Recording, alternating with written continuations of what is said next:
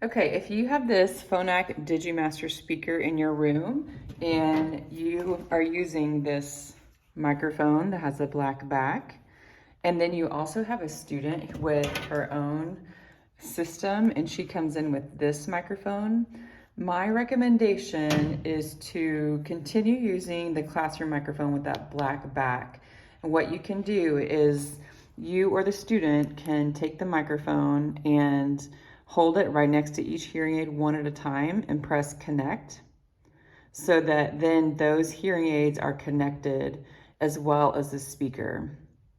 When the student leaves, you don't have to do anything with this. The student will be responsible for using her gold-backed microphone to connect to each receiver herself.